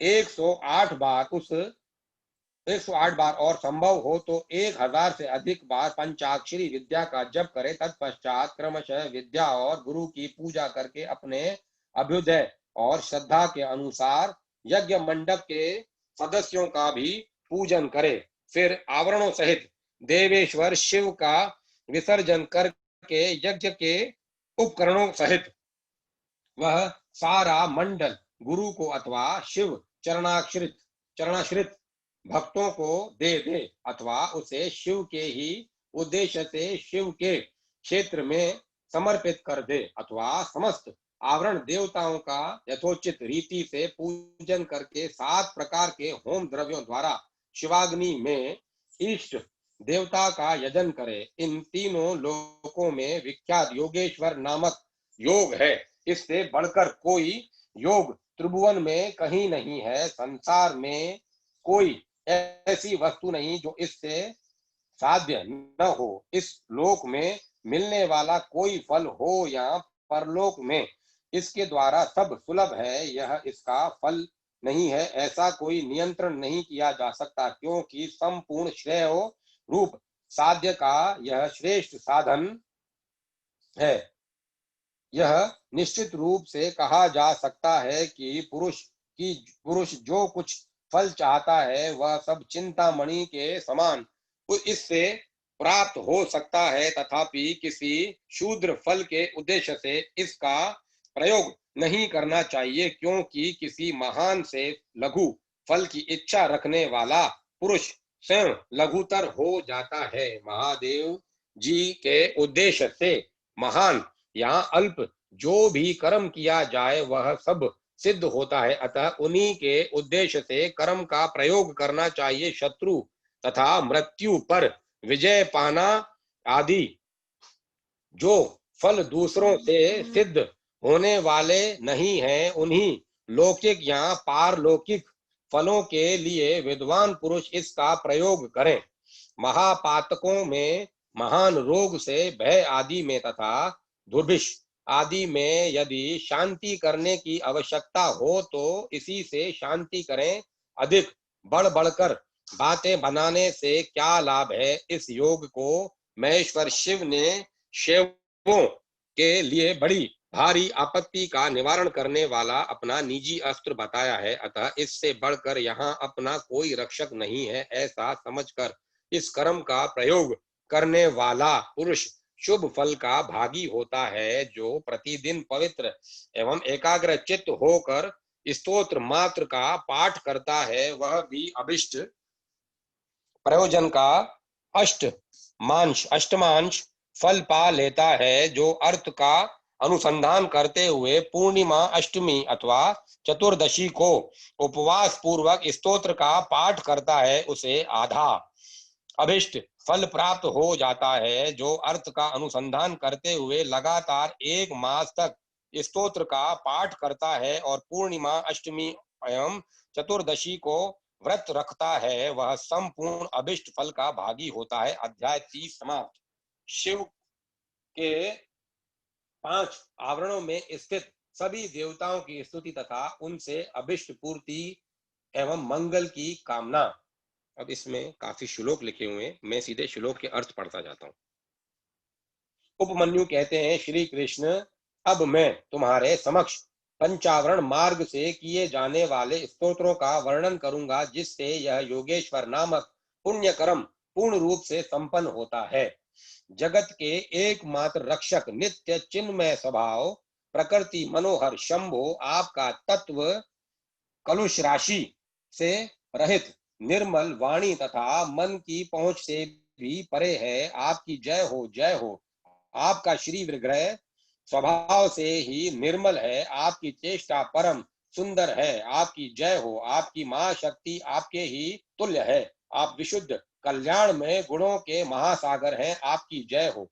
आप अनंत कांति से संपन्न हैं, आपके श्री विग्रह की कहीं तुलना नहीं है। आपकी जय हो। आप आतकर्य महिमा के आधार हैं तथा शांति में मंगल के निकेतन हैं। आपकी जय हो। निरंजन निर्मल आधार रहे तथा बिना कारण के प्रकट होने वाले शिव, आपकी जय हो। निरंतर परमानंद में शांति और सुख के कारण आपकी जय हो। अतिशय उत्कृष्ट ऐश्वर्य से सुशोभित तथा अत्यंत करुणा के आधार, आपकी जय हो। प्रभो, आपका सब कुछ स्वतंत्र है तथा आपके वैभव की कहीं समता नहीं है। आपकी जय हो, जय हो। आपने विराट विश्व को व्याप्त कर रखा है, किंतु आप किसी से भी व्याप्त नहीं है। आपकी जय हो, जय हो। आप सबसे उत्कृष्ट हैं, किंतु आपसे श्रेष्ठ कोई नहीं है। आपकी जय हो, जय हो। आप अद्भुत हैं, आपकी जय हो। आप अशुद्र महान है, आपकी जय हो। आप अक्षत निर्विकार है, आपकी जय हो। आप अविनाशी है, आपकी जय हो। अप्रेम में परमात्मा ने, आपकी जय हो। माया रहित महेश्वर, आपकी जय हो। अजन्मा शिव, आपकी जय हो। निर्मल शंकर, आपकी जय हो, जय हो। महाबाहो महासागर महासार, महाबाहो महासार महागुण महती कीर्ति कथा से युक्त, महाबली महामायावी महान रसिक तथा मनोरथ, आपकी जय हो, जय हो। आप परम आराध्य को नमस्कार है, आप परम कारण को नमस्कार है, शांत शिव को नमस्कार है, और आप परम कल्याण में प्रभु को नमस्कार है। नमस्कार है देवताओं और असुरों सहित, यह संपूर्ण जगत आपके अधीन है, अतः आपकी आज्ञा का उल्लंघन करने में कौन सामर्थ्य हो सकता है। आपकी जय हो। हे सनातन देव, यह सेवक एकमात्र आपके ही आश्रित है, अतः आप इस पर अनुग्रह करके इसे इसकी पार्थिव वस्तु प्रदान करें। आपकी जय हो, जय हो। अंबिके जगन माता, आपकी जय हो। सर्व जगनमयी, आपकी जय हो। असीम ऐश्वर्यशालिनी, आपकी जय हो। आपके श्री विग्रह की कहीं उपमा नहीं है, आपकी जय हो। मन वाणी से अतीत शिवे, आपकी जय हो। अज्ञानता अंधकार का भंजन करने वाली देवी, आपकी जय हो। जन्म और जरा से रहित उमे, आपकी जय हो। काल से भी अतिशय उत्कृष्ट शक्ति वाली दुर्गे, आपकी जय हो, जय हो। अनेक प्रकार के विधानों में स्थित परमेश्वरी, आपकी जय हो, जय हो। विश्वनाथ प्रिय, आपकी जय हो, जय हो। समस्त देवताओं की आराधनिया देवी, जय हो, आपकी जय हो। संपूर्ण विश्व का विस्तार करने वाली जगदम्बिके, आपकी जय हो, जय हो। मंगल में दिव्य अंगों वाली देवी, आपकी जय हो, जय हो। मंगल को प्रकाशित करने वाली, आपकी जय हो, आपकी जय हो। मंगल चरित्र वाली सर्व मंगले, आपकी जय हो, आपकी जय हो। मंगल दायिनी, आपकी जय हो। परम कल्याण में गुणों की आप मूर्ति हैं, आपको नमस्कार है। संपूर्ण जगत आपसे ही उत्पन्न हुआ है, अतः आप में ही लीन होगा। आपकी जय हो देवेश्वरी, अतः आपके बिना ईश्वर भी फल देने में समर्थ नहीं हो सकता। आपकी जय हो। यह जन जन्म काल से ही आपकी शरण में आया हुआ है, अतः देवी आप अपने इस भक्त का मनोरथ सिद्ध कीजिए। आपकी जय हो। प्रभु, आपके 5 मुख और 10 भुजाएं हैं, आपकी अंग कांति शुद्ध स्फटिक मणि के समान निर्मल है। वर्ण ब्रह्म और कला आपके वर्ण ब्रह्म और कला आपके विग्रह रूप है। आप सकल और निष्कल देवता हैं। शिव मूर्ति में सदा व्याप्त रहने वाले शांत्यातीत पद में विराजमान सदाशिव आप ही हैं। मैंने भक्ति भाव से आपकी अर्चना की है। आप मुझे पार्थिव कल्याण प्रदान करें। सदाशिव के अंक में अरुण इच्छा शक्ति स्वरूपा सर्वलोक जननी शिवा, मुझे मनोवांछित वस्तु प्रदान करें। शिव और पार्वती के प्रिय पुत्र शिव के समान प्रभावशाली सर्वज्ञ तथा शिव ज्ञानामृत का पान करके तृप्त रहने वाली देवता गणेश और कार्तिकेय परस्पर स्नेह रखते हैं। शिवा और शिव दोनों से सत्कृत हैं तथा ब्रह्मा आदि देवता भी इन दोनों देवों का सर्वथा सत्कार करते हैं। ये दोनों भाई निरंतर संपूर्ण लोकों की रक्षा करने के लिए उदत रहते हैं और अपने विभिन्न अंशों द्वारा अनेक बार स्वेच्छा पूर्वक अवतार धारण करते हैं। वे ही ये दोनों बंधु शिव और शिवा के पार्श्व भाग में मेरे द्वारा इस प्रकार पूजित हों, उन दोनों की आज्ञा ले प्रतिदिन मुझे प्रार्थित वस्तु प्रदान करें, जो शुद्ध स्फटिक मणि के समान निर्मल ईशान नाम से प्रसिद्ध और सदा कल्याण स्वरूप है। परमात्मा शिव की मूर्धाभिमानिनी मूर्ति है।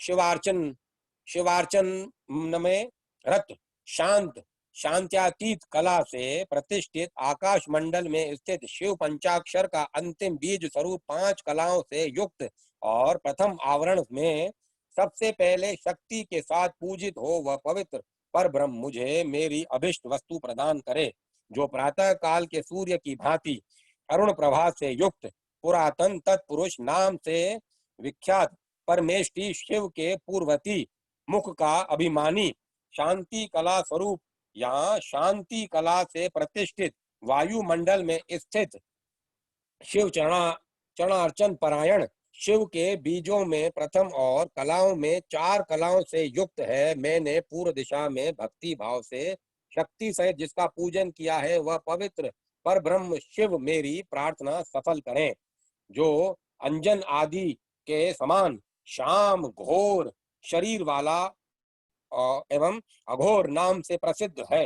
महादेव जी के दक्षिण मुख का अभिमानी तथा देवादिदेव शिव के चरणों का पूजक है।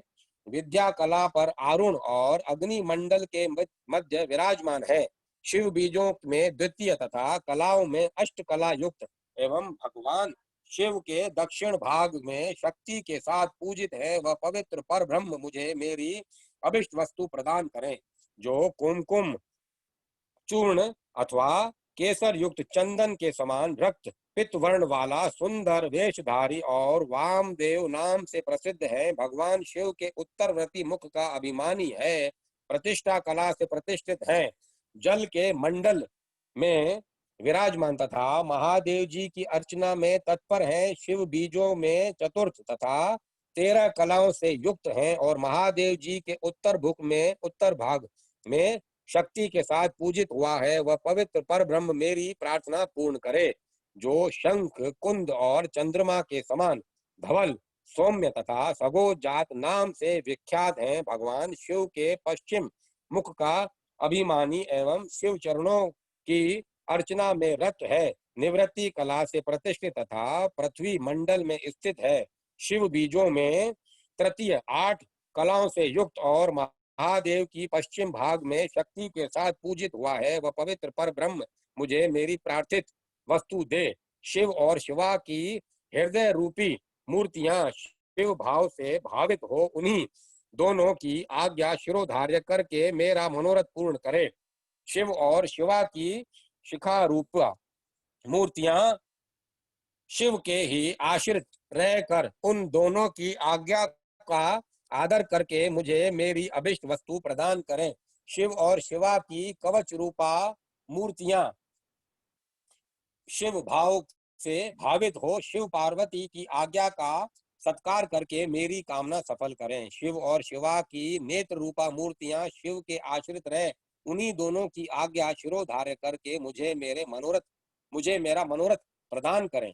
शिव और शिवा की अस्त्र रूपा मूर्तियां नित्य उन्हीं दोनों के अर्चन में तत्पर रह उनकी आज्ञा का सत्कार करती हुई मुझे मेरी अभिष्ट वस्तु प्रदान करें। वाम ज्येष्ठ रुद्र काल विकर्ण बल प्रमथन तथा स्वर्ण भूत दमन, ये 8 शिव मूर्तियां तथा उनकी वैसी ही 8 शक्तियां वामा ज्येष्ठा रुद्राणी काली विक्रणी बल प्रथमनी तथा सर्वभूत दमनी, ये सब शिव और शिवा के ही शासन से मुझे प्रार्थित वस्तुएं प्रदान करें। अन्न उन्नत सूक्ष्म शिव अथवा शिवोत्तम एक नेत्र एक रुद्र त्रिमूर्ति श्रीकंठ और श्रीखंडी, ये 8 विघेश्वर तथा उनकी वैसी ही 8 शक्तियां अनंता सूक्ष्मा शिवा अथवा शिवोत्तमा, एक नेत्रा एक रुद्रा त्रिमूर्ति श्रीकंठी और श्रीखंडनी, जिनकी द्वितीय आवरण में पूजा हुई है। शिवा और शिव के ही शासन से मेरी मनोकामना पूर्ण करे। भव यदि भव आदि 8 मूर्तियां और उनकी शक्तियां तथा शक्तियों सहित महादेव आदि 11 मूर्तियां जिनकी स्थिति तीसरे आवरण में है, शिव और पार्वती की आज्ञा शिरोधार्य करके मुझे अभिष्ट फल प्रदान करे। जो वृषभों के राजा, महातेजस्वी, महान मेघ के समान शब्द करने वाले मेरु, मंद्राचल, कैलाश और हिमालय के शिखर की भांति ऊंचे और उज्जवल वर्ण वाले हैं। श्वेत बादलों के शिखर की भांति ऊंचे कुकुद के से सुशोभित हैं। महानागराज शेष के शरीर की भांति पूंछ जिनकी शोभा बढ़ाती है, जिनके मुख, सींग और पैर भी लाल हैं, नेत्र भी प्राय लाल ही हैं, जिनके सारे अंग मोटे और उन्नत हैं, जो अपनी मनोहर चाल से बड़ी शोभा पाते हैं, जिनमें उत्तम लक्षण विद्यमान हैं, जो चमचमाते हुए मणि में आभूषणों से विभूषित हो अत्यंत दीप्तिमान दिखाई देते हैं, जो भगवान शिव को प्रिय हैं और शिव में ही अनुरक्त रहते हैं। शिव और शिवा दोनों के ही जो ध्वज और वाहन है तथा उनके चरणों के स्पर्श से जिनका पुष्ट भाग परम पवित्र हो गया है, जो गौओं के राजपुरुष जो गौओं के राजपुरुष हैं, वे श्रेष्ठ और चमकीला त्रिशूल धारण करने वाले नंदीकेश्वर वृषभ शिव और शिवा की आज्ञा शिरोधार्य करके मुझे अभिष्ट वस्तु प्रदान करे। जो गिरिराज नंदिनी पार्वती के लिए पुत्र के तुल्य प्रिय है, श्री विष्णु आदि देवताओं द्वारा नित्य पूजित एवं वंदित हैं। भगवान शंकर के अंतःपुर के द्वार पर परिजनों के साथ खड़े रहते हैं। सर्वेश्वर शिव के समान ही तेजस्वी हैं तथा समस्त असुरों को कुचल देने की शक्ति रखते हैं। शिव धर्म का पालन करने वाले संपूर्ण शिव भक्तों के अध्यक्ष पद पर जिनका अभिषेक हुआ है, जो भगवान शिव के प्रिय, शिव के ही अनुरक्त तथा तेजस्वी त्रिशूल नामक श्रेष्ठ आयुध धारण करने वाले हैं। भगवान शिव के शरणागत भक्तों पर जिनका स्नेह है तथा शिव भक्तों का भी जिनके अनुराग है, शिव भक्तों का भी जिनमें अनुराग है, वे महातेजस्वी नंदीश्वर शिव और पार्वती की आज्ञा को शिरोधार्य करके मुझे मनोवांछित वस्तु प्रदान करें। दूसरे महादेव के समान महातेजस्वी, महाबाहु, महाकाल महादेव जी के शरणागत भक्तों की नित्य ही रक्षा करें। दूसरे महादेव के समान महातेजस्वी, महाबाहु, महाकाल महादेव जी के शरणागत भक्तों की नित्य ही रक्षा करें। वे भगवान शिव के प्रिय हैं, भगवान शिव में ही उनकी आसक्ति है तथा वे सदा ही शिव और पार्वती के पूजक हैं। इसीलिए शिवा और शिव की आज्ञा का आदर करके मुझे मनोवांछित वस्तु प्रदान करें। जो संपूर्ण शास्त्रों के तात्विक अर्थ के ज्ञाता, भगवान विष्णु के द्वितीय स्वरूप, सबके शासक तथा महामहोत्मा क्रंदु के पुत्र हैं। मधु फल का गुदा और आसव जिन्हें प्रिय है, वे नागराज भगवान शेष शिव और पार्वती की आज्ञा को सामने रखते हुए मेरी इच्छा को पूर्ण करें। ब्राह्मणी, महेश्वरी, कौमारी, वैष्णवी, वाराही, माहेंद्री तथा प्रचंड पराक्रमशालिनी चामुंडा देवी, ये सर्वलोक जननी 7 माताएं परमेश्वरी शिव के आदेश से मुझे मेरी प्रार्थित वस्तु प्रदान करें। जिनका मत वाले हाथी का सा मुख है, जो गंगा, उमा और शिव के पुत्र हैं। आकाश जिनका शरीर है, दिशाएं भुजाएं हैं तथा चंद्रमा, सूर्य और अग्नि जिनके 3 नेत्र हैं। ऐरावत आदि दिव्य दिग्गज जिनकी नित्य पूजा करते हैं, जिनके मस्तक से शिव ज्ञान में मद की धारा बहती रहती है, जो देवताओं के विघ्न का निवारण करते हैं और असुर आदि के कार्यों में विघ्न डालते रहते हैं। वे विघ्नराज गणेश शिव से भावित हो शिवा और शिव की आज्ञा शिरोधार्य करके मेरा मनोरथ प्रदान करें। जिनके 6 मुख हैं, भगवान शिव से जिनकी उत्पत्ति हुई है, जो शक्ति और वज्र धारण करने वाले प्रभु हैं, अग्नि के पुत्र तथा अपर्णा शिवा के बालक हैं, गंगा गणाम्बा तथा कृतिकाओं के भी पुत्र हैं, विशाख शाख और मेघमय। इन तीनों भाइयों से जो सदा घिरे रहते हैं, जो इंद्र विजयी, इंद्र के सेनापति तथा तारकासुर को परास्त करने वाले हैं, जिन्होंने अपनी शक्ति से मेरु आदि पर्वतों को छेद डाला है, जिनकी अंग कांति तपाए हुए स्वर्णों के समान है, नेत्र प्रफुल्ल कमल के समान सुंदर है, कुमार नाम से जिनकी प्रसिद्धि है, जो सुकुमारों के रूप में सबसे बड़े उदाहरण है, शिव के प्रिय, शिव के अनुरक्त तथा शिव चरणों की नित्य अर्चना करने वाले हैं, स्कंद शिव और शिवा की आज्ञा शिरोधार्य करके मुझे मनोवांछित वस्तु दें। सर्वश्रेष्ठ वरदायिनी ज्येष्ठा देवी, जो सदा भगवान शिव और पार्वती के पूजन में लगी रहती है, उन दोनों की आज्ञा मानकर मुझे मनोवांछित वस्तु प्रदान करें।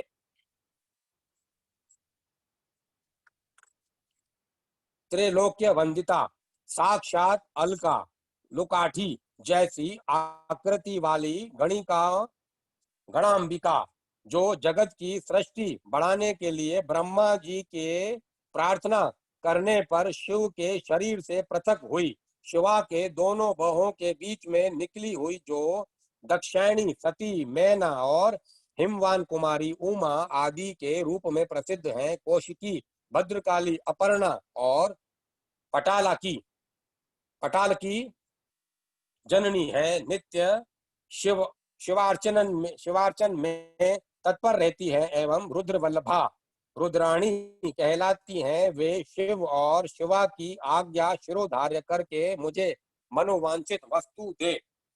समस्त शिव गणों के स्वामी चंड, जो भगवान शंकर के मुख से प्रकट हुए हैं, शिवा और शिव की आज्ञा का आदर करके मुझे अभिष्ट वस्तुएं प्रदान करें। भगवान शिव में आसक्त और शिव के प्रिय गणपाल श्रीमान पिंगल, शिव और शिवा की आज्ञा से ही मेरी मनोकामना पूर्ण करे। शिव की आराधना में तत्पर रहने वाले भृंगीश्वर नामक गणपाल अपने स्वामी की आज्ञा ले मुझे मनोवांछित वस्तु प्रदान करे।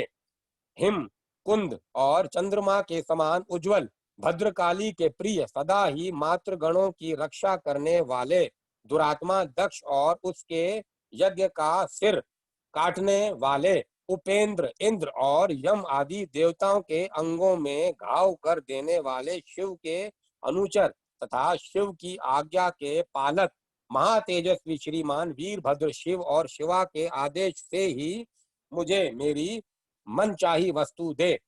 महेश्वर के मुख कमल से प्रकट हुई तथा शिव पार्वती के पूजन में आसक्त रहने वाली वे सरस्वती देवी मुझे मनोवांछित वस्तु प्रदान करे। भगवान विष्णु के वक्ष स्थल में विराजमान लक्ष्मी देवी, जो सदा शिव और शिवा के पूजन में लगी रहती हैं, उन शिव दंपति के आदेश से ही मेरी अभिलाषा पूर्ण करे। महादेवी पार्वती के पाद पद्मों की पूजा में परायण महाकोटि, उन्हीं की आज्ञा से मेरी मनचाही वस्तु मुझे दे।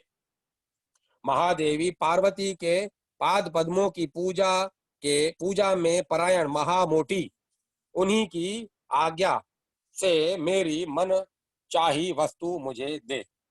पार्वती की सबसे श्रेष्ठ पुत्री सिंह वाहिनी कौशिकी, भगवान विष्णु की योग निंद्रा महामाया, महामहिष मर्दनी महालक्ष्मी तथा मधु और फलों के गुदे और रस को प्रेम पूर्वक भोग लगाने वाली निशुंभ शुंभ संहारणी महासरस्वती माता पार्वती की आज्ञा से मुझे मनोवांछित वस्तु प्रदान करे। रुद्र के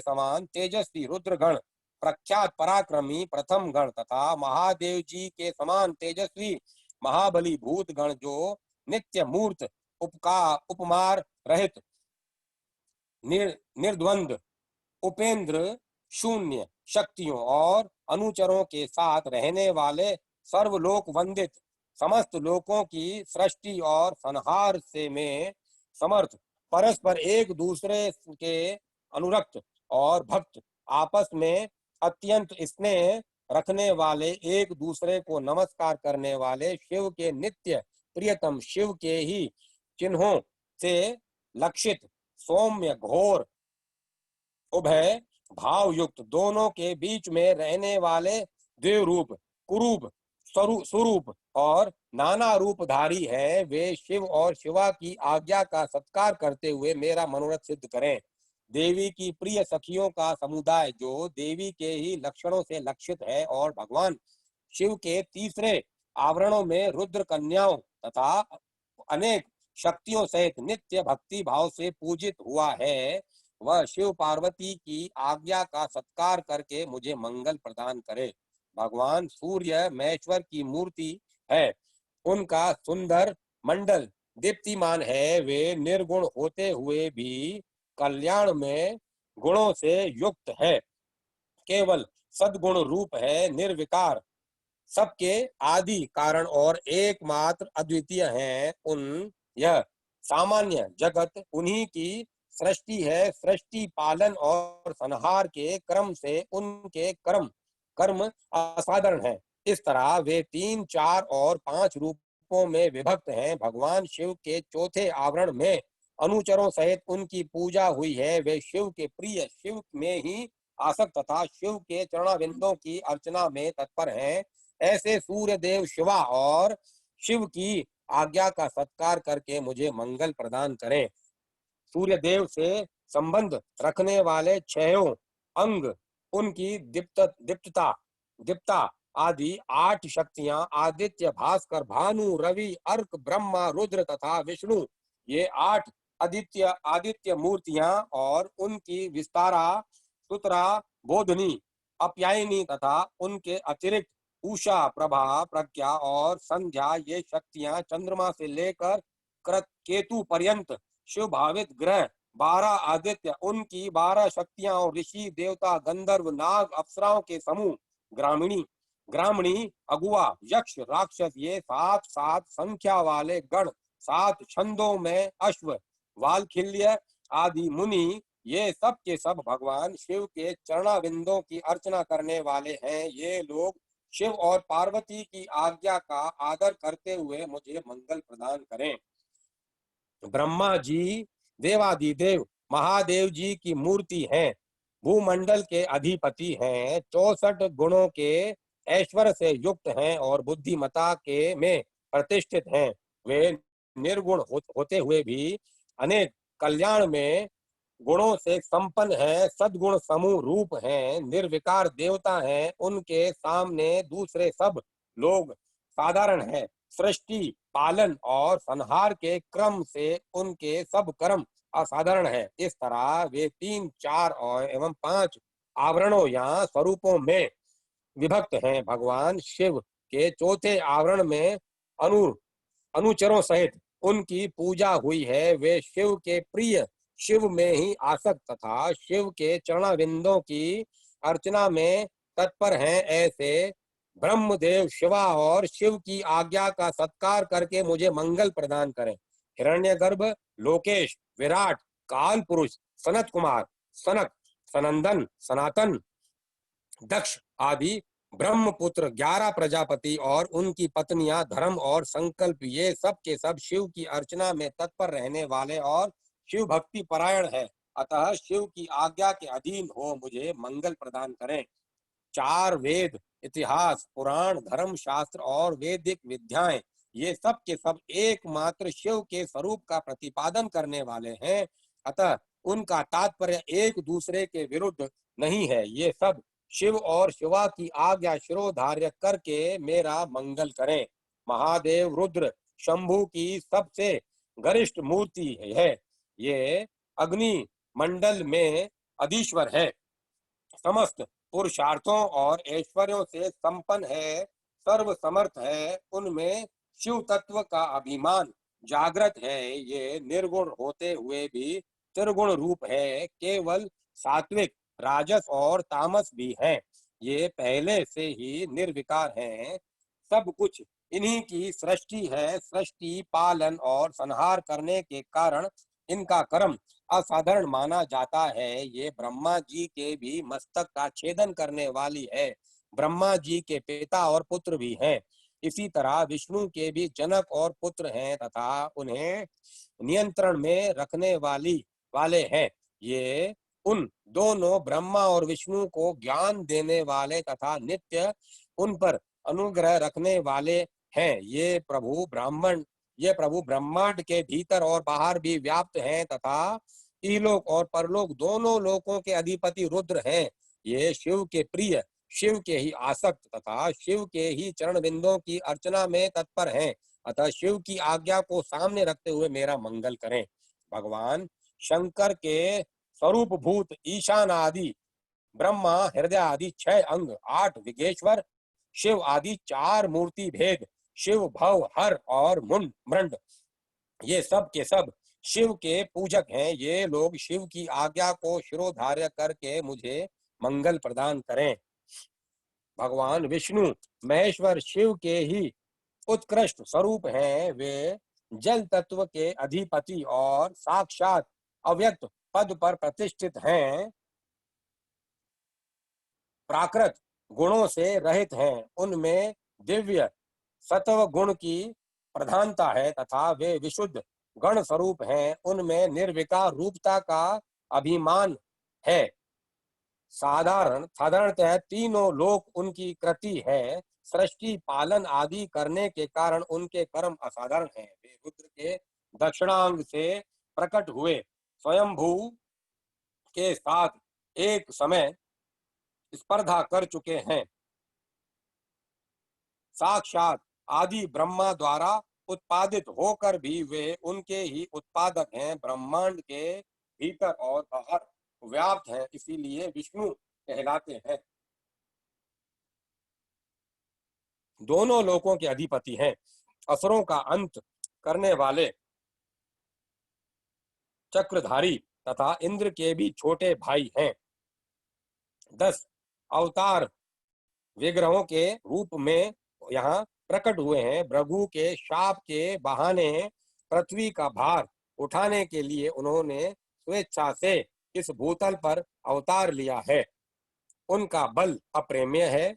वे मायावी हैं और अपनी माया द्वारा जगत को मोहित करते हैं। उन्होंने महाविष्णु अथवा सदा विष्णु का रूप धारण करके त्रिमूर्ति में आसन पर वैष्णवों द्वारा नित्य पूजा प्राप्त की है। वे शिव के प्रिय, शिव में ही आसक्त तथा शिव के चरणों की अर्चना में तत्पर हैं। वे शिव की आज्ञा शिरोधार्य करके मुझे मंगल प्रदान करें। वासुदेव, अनिरुद्ध, प्रद्युम्न तथा संकर्षण, ये श्री हरि की 4 विख्यात मूर्तियां व्यू हैं। मत्स्य, कुर्म, वराह, नरसिंह, वामन, परशुराम, राम, बलराम, श्री कृष्ण, विष्णु, हैग्रीव, चक्र, नारायणास्त्र, पंचजन्य तथा शांग्र धनुष, ये सब के सब शिव और शिवा की आज्ञा का सत्कार करते हुए मुझे मंगल प्रदान करें। प्रभा, सरस्वती, गौरी तथा शिव के प्रति भक्ति भाव रखने वाली लक्ष्मी, ये शिव और शिवा के आदेश से मेरा मंगल करे। इंद्र, अग्नि, यम, नेत्रिति, वरुण, वायु, सोम, कुबेर तथा त्रिशूलधारी ईशान, ये सब के सब शिव सद्भाव से भावित होकर शिवार्चन में तत्पर रहते हुए ये शिव और शिवा की आज्ञा का आदर मानकर मुझे मंगल प्रदान करें। त्रिशूल, वज्र, परशु, बाण, खड़क, पाश, अंकुश और श्रेष्ठ आयुध पिनाक, ये महादेव तथा महादेवी के दिव्य आयुध शिव और शिवा की आज्ञा का नित्य सत्कार करते हुए सदा मेरी रक्षा करें। वृषभ रूपधारी देव, जो सुरभि के महाबली पुत्र हैं, वड़वानल से भी होड़ लगाते हैं, 5 गौ माताओं से घिरे रहते हैं और अपनी तपस्या के प्रभाव से परमेश्वर शिव और परमेश्वरी शिवा के वाहन हुए हैं। उन दोनों की आज्ञा शिरोधार्य करके मेरी इच्छा पूर्ण करें। नंदा, सुनंदा, सुरभि, सुशीला और सुमना, ये 5 गौ माताएं सदा शिवलोक में निवास करती हैं। ये सब की सब नित्य शिवार्चन में लगी रहती और शिव भक्ति परायणा हैं। अतः शिव और शिवा के आदेश से ही मेरी इच्छा की पूर्ति करें। क्षेत्रपाल महान तेजस्वी हैं। उनकी अंग कांति नील मेघ के समान है और मुख दाढ़ों के कारण विकराल जान पड़ता है। उनके लाल लाल होंठ फड़कते रहते हैं, जिससे उनकी शोभा बढ़ जाती है। उनके सिर के बाल भी लाल और ऊपर को उठे हुए हैं। वे तेजस्वी हैं। उनकी भौहें तथा आंखें भी टेढ़ी ही हैं। वे लाल और गोलाकार 3 नेत्र धारण करते हैं। चंद्रमा और सर्प उनके आभूषण हैं। वे सदा नंगे ही रहते हैं तथा उनके हाथों में त्रिशूल, पाश, खड़ग और कपाल उठे रहते हैं। वे भैरव हैं और भैरवों, सिद्धों और योगिनियों से घिरे रहते हैं। प्रत्येक क्षेत्र में उनकी स्थिति है। वे यहाँ सत्पुरुषों के रक्षक होकर रहते हैं। उनका मस्तक सदा शिव के चरणों में झुका रहता है। वे सदा शिव के सद्भाव से भावित हैं तथा शिव के शरणागत भक्तों की औरस पुत्रों की भांति विशेष रक्षा करते हैं। ऐसे प्रभावशाली क्षेत्रपाल शिव और शिवा की आज्ञा का सत्कार करते हुए मुझे मंगल प्रदान करें। तालजंग तालजंग आदि शिव के प्रथम आवरण से पूजित हुए हैं, जो चारों देवता शिव की आज्ञा का आदर करके मेरी रक्षा करें। जो भैरव आदि तथा दूसरे लोग शिव को सब ओर से घेर कर स्थित हैं, वे भी शिव के शिव के वे भी शिव के आदेश का गौरव मानकर मुझ पर अनुग्रह करें। नारद आदि देव पूजित दिव्य मुनि, साध्य, नाग, जनलोक निवासी देवता, विशेषाधिकार से संपन्न महरलोक निवासी सप्तऋषि तथा अन्य वैमानिक गण सदा शिव की अर्चना में तत्पर रहते हैं। वे सब शिव की आज्ञा के अधीन हैं। अतः शिवा और शिव की आज्ञा से मुझे मनोवांछित वस्तु प्रदान करें। गंधर्वों से लेकर पिशाच पर्यंत जो 4 देव योनियां हैं, जो सिद्ध, विद्याधर, अन्य, आकाशचारी, असुर, राक्षस, पाताल वासी, अनंत आदि, नागराज, गरुड़ आदि दिव्य पक्षी, कुष्मांड, प्रेत, बेताल, ग्रह, भूत गण, डाकनिया, योगिनिया, शाकनिया तथा वैसी ही और स्त्रियां, क्षेत्र, आराम, बगीचे, ग्रह आदि, तीर्थ, देव मंदिर, द्वीप, समुद्र, नदियां, नद, सरोवर, सुमेरु आदि पर्वत, सब और फैले हुए वन, पशु, पक्षी, वृक्ष, कृमि, कीट आदि, मृग, समस्त भुवन, भुवनेश्वर आवरणों सहित ब्रह्मांड, 12 मास, 10 दिग्गज, वर्ण, पद, मंत्र, तत्व, उनके अधिपति, ब्रह्मांड धारक रुद्र, अन्य रुद्र और उनकी शक्तियां तथा इस जगत में जो कुछ भी देखा, सुना और अनुमान किया हुआ है, ये सब के सब शिवा और शिव की आज्ञा से मेरे मनोरथ पूर्ण करें।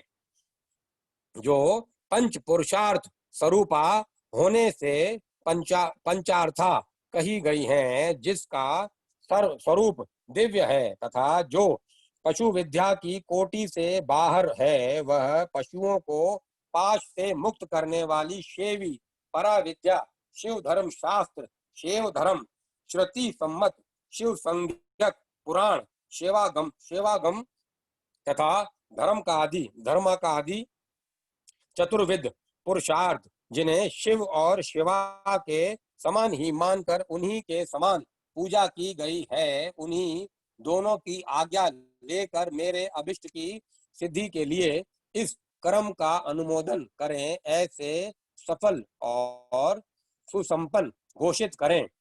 श्वेत से लेकर नकुलिश पर्यंत शिष्य सहित आचार्य गण, उनकी संतान परंपरा से उत्पन्न गुरुजन, विशेषतः मेरे गुरु शिव महेश्वर, जो ज्ञान और कर्म में तत्पर रहने वाले हैं, मेरे इस कर्म को सफल और सुसंपन्न माने।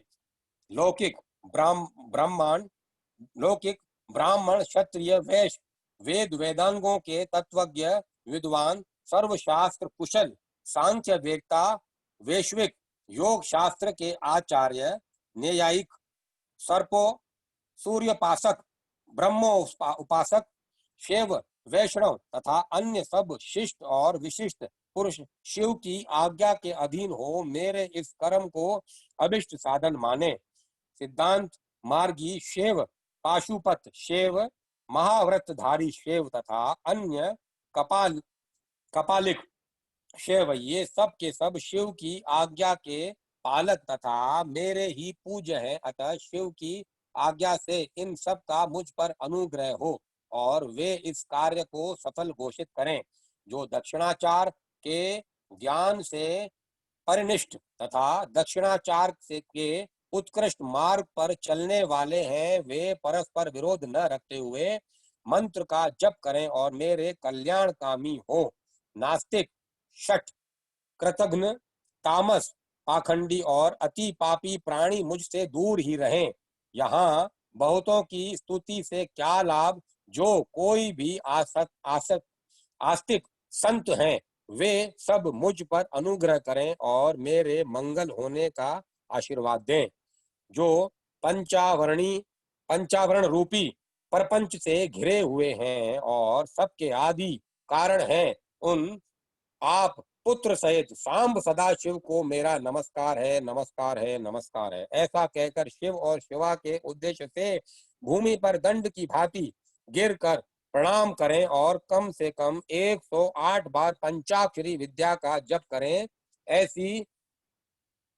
इसी प्रकार शक्ति विद्या ओम नमः शिवाय, ओम नमः शिवाय, ओम नमः शिवाय का जप करके इसका स्मरण करें और महादेव जी से क्षमा मांगकर शेष पूजा की समाप्ति करें। यह परम पुण्यमय स्तोत्र शिव और शिवा के हृदय को अत्यंत प्रिय है, संपूर्ण मनोरथों को देने वाला है और भोग तथा मोक्ष का एकमात्र साक्षात साधन है।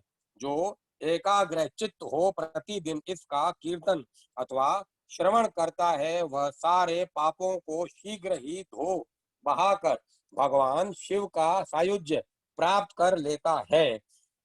जो गो हत्यारा, कृतघ्न, वीर घाती, गर्भस्थ शिशु की हत्या करने वाला, शरणागत का वध करने वाला और मित्र के प्रति विश्वासघाती है, दुराचार एवं पापाचार में ही लगा रहता है तथा माता और पिता का भी घोतक है, वह भी इस स्तोत्र के जप से तत्काल पाप मुक्त हो जाता है।